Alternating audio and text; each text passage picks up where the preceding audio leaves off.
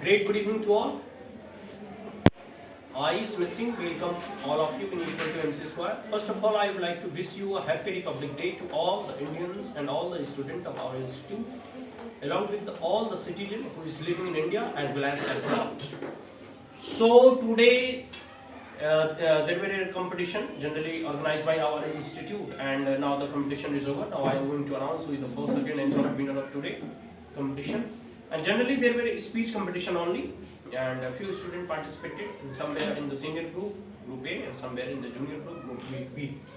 So before I am going to give the award or the prize of today competition, I would like to say some line on the topic of Republic Day, and I would like to share my thoughts along with the student. देखो मैं तुम लोगों के साथ कुछ जो है चीजें अपने विचार अपने मन के भाव जो है शेयर करना चाहता हूँ। रिपब्लिक डे मतलब गणतंत्र दिवस। स्वतंत्रता तो हमें 15 अगस्त 1947 को ही मिल गई थी, लेकिन क्योंकि यह देश पूरा का पूरा आर्यवर्त भारतवर्ष हिंदुस्तान भारत विश्व का क्षेत्रफल के दृष्टिकोण से देखो तो सातवां सबसे बड़ा देश है। ठीक है, पाकिस्तान विभाजित होने के बाद मतलब अलग होने के बाद तो सातवां मतलब अच्छा बड़ा भूखंड भूभाग है। ठीक है, इसके साथ साथ अभी अगर वर्तमान परिदृश्य की बात करो, और उस वक्त भी हमारे देश की जनसंख्या बहुत अधिक थी। हमारे देश में कई एक राज्य थे, कई एक प्रांत थे, कई एक राजे रजवाड़े थे। कहा जाता है भारत में हर 4 कोस पर बोलियां बदली जाती हैं। कई एक धर्म था, विश्व की हर एक धर्म भारत में मनाया जाता है। भारत अपने आप में छोटा विश्व है। ठीक है, तो इतनी विविधता थी, तो इतनी विविधताओं को देखते हुए अंग्रेज को लगता था कि हम भारत तो आजाद हो जाएगा, लेकिन यह एक नहीं रह पाएगा, यह असनकल बिखर जाएगा। लेकिन अंग्रेज की बातें यह जो है विफल हो गई, गलत साबित हो गई। इन 70 से 75 सालों के बावजूद भी हम अखंड भारत के कह सकते हो सहभागी हैं। अभी तक 1947 के बाद हमारा देश नहीं बटा है, और भविष्य में ऐसी कामना है कि हमारा देश और उन्नति प्रगति करे और कभी भी इसका विभाजन ना हो। ठीक है, तो ये जो है पूरा का पूरी इतनी विविधता, इतनी भाषाएं, इतने धर्म, इतने जातियां, इतनी बोलियां, इसको एक रखने के लिए और सुचारू रूप से शासन व्यवस्था, कार्य प्रणाली, देश का विकास, देश की उन्नति, लोगों का विकास करने के लिए एक नियमावली की आवश्यकता थी कि इस नियम के अनुसार पूरा देश संचालित होगा और चलाए जाएंगे। और उस नियम को बनाने के लिए कंस्टिट्यूएंट असेंबली का गठन किया गया, मतलब उसमें अपने ही लोग चुनकर रखा गए थे, और उन सबों ने मिलकर एक ऐसी डॉक्यूमेंट बनाया, एक ऐसे पुस्तक का निर्माण किया जिसको संविधान कहा जाता है। तो संविधान का इंग्लिश जो तो लोग बोलते हैं कॉन्स्टिट्यूशन।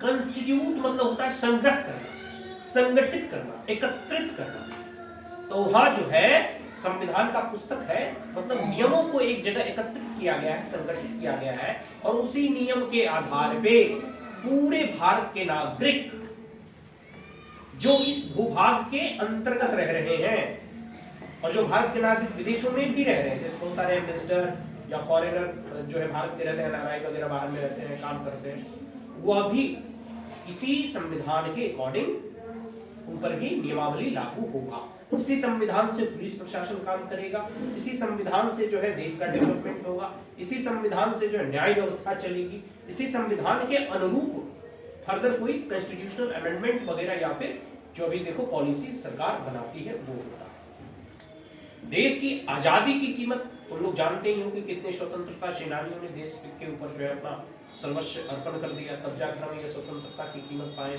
या आजादी हमें कह सकते हो मिली है। एक लंबा संघर्ष रहा है, ऐसा कहा जाता है हजारों सालों की गुलामी भारत ने झेला है। पहले आए मुगल, आए लूट कर गए, कई एक इस्लामिक आक्रांताओं के द्वारा भारत लूटा गया। ऐसा कहा जाता है सोमनाथ मंदिर को 11 बार लूटा गया। तो हमारी भारतीय सभ्यता और संस्कृति को कितने आक्रमणकारियों ने इसे लूटने मिटाने का प्रयास किया, लेकिन आज भी हमारा भारत अटल है, अमर है जो है, और प्राचीन है।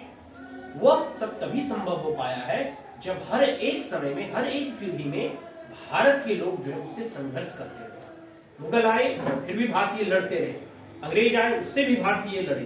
तो जो लड़ने की जो कह सकते हो ना कि हमारे देश के कह सकते हो खून में वो जज्बा, वो जोश है, वो उमंग है, कि हम जो है अपनी मातृभूमि की रक्षा के लिए अपना प्राण अर्पण कर देते हैं। अभी जो ये कविता पढ़ रही थी कि आओ बच्चे तुम्हें दिखाए झांकी हिंदुस्तान की, उसमें कहा ना इस देश की आजादी के लिए जो है राजस्थान के लोग, महाराष्ट्र के लोग, गुजरात के लोग, बंगाल के लोग, पंजाब के लोग, तमिलनाडु के लोग, गोवा, कर्नाटक, मध्य प्रदेश, महाराष्ट्र, जम्मू कश्मीर, हिमाचल प्रदेश, अरुणाचल प्रदेश, ठीक है, मिजोरम, ऐसे कहा जाता है कि हर एक प्रदेश के लोगों के योगदान से पूरा का पूरा यह भारत एक पुष्पगुच्छ के रूप में जो है उभरा है। कहा जाता है सुभाष चंद्र बोस ने जब एक बार आह्वान किया था, तुम लोगों के फेमस कोटेशन को जानते हो कि तुम मुझे खून दो मैं तुम्हें आजादी दूंगा, give me blood I will give you freedom. इसका मतलब है देखो वो आदमी को मांग रहे थे, मतलब जैसे देखो लड़ता कौन है, कोई ना कोई हथियार है लेकिन उसको लड़ने वाला तो कोई चाहिए, तो वो अपने सेनाओं में जो है फौज में बहाली ले रहे थे।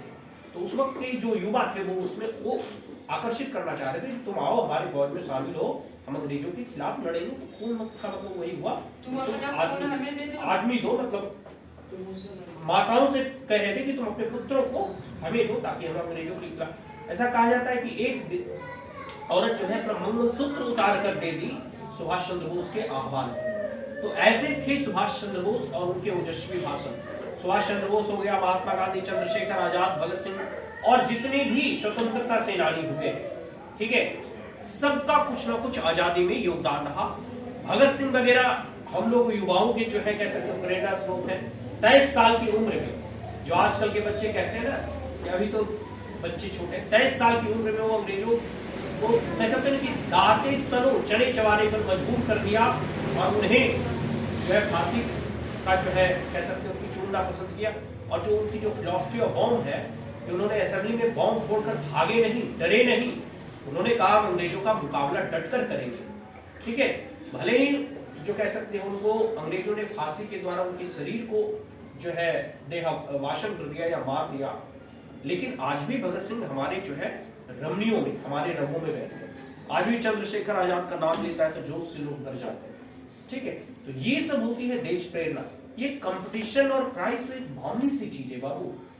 इसका उद्देश्य ये होता है, ये पर्पस ये होता है ऐसे कंपटीशन का कि आने वाली पीढ़ी अपने पूर्वजों के बारे में जान सके।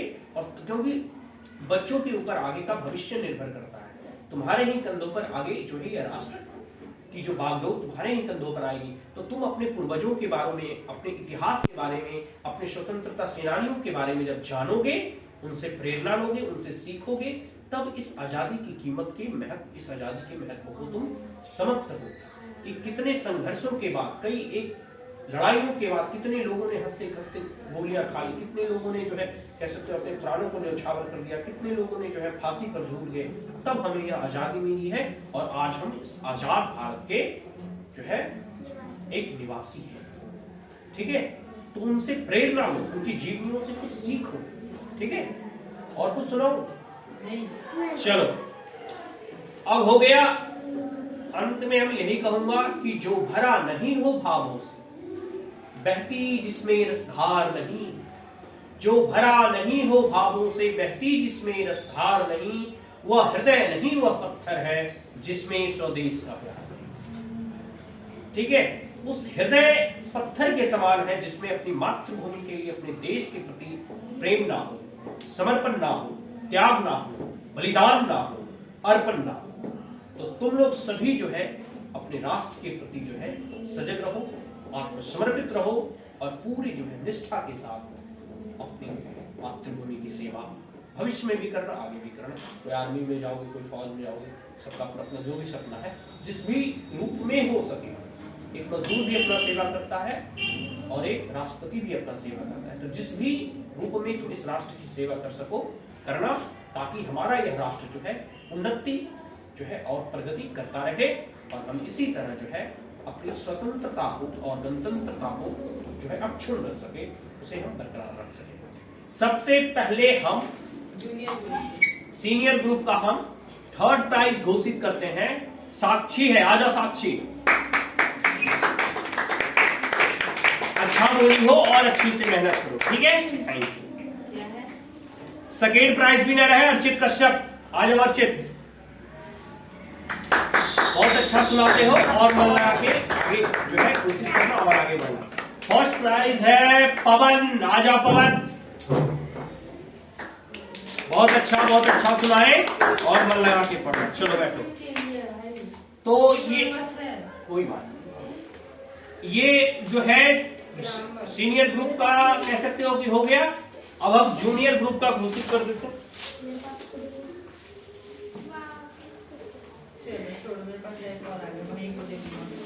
जूनियर ग्रुप का फर्स्ट प्राइज है तान्या, आ जाओ तान्या। बहुत अच्छा सुना दिए, बुलंद आवाज में बच्ची है लेकिन लेवल ऑफ कॉन्फिडेंस। अगर यह सभी के साथ कंपटीशन होता, लिसन एवरीबॉडी, अगर सभी के साथ कंपटीशन होता तो she will become the first prize even in the senior section. So she is the first in junior section of today Republic Day speech competition. Give a big hand for Tanya. चलो, second prize है प्रियांशु, आ जाओ प्रियांशु। लगा के पढ़ना और आगे बढ़ना, ठीक है, बैठ जाओ। थर्ड प्राइज है राधिका, आ जाओ राधिका। ठीक है, और मन लगा के पढ़ना, इसी तरह देश का नाम आगे। तो आज का ये कंपटीशन अब यहीं समाप्त करते हैं, ठीक है। मेरे अनुसार से यह वीडियो देखो, कुछ दिन बाद अपलोड मैं कर दूंगा, ठीक है। उसके बाद तुम लोग देखना और सभी को एक बार पुनः हैप्पी रिपब्लिक डे, गणतंत्र दिवस की ढेरों शुभकामनाएं। Thank you.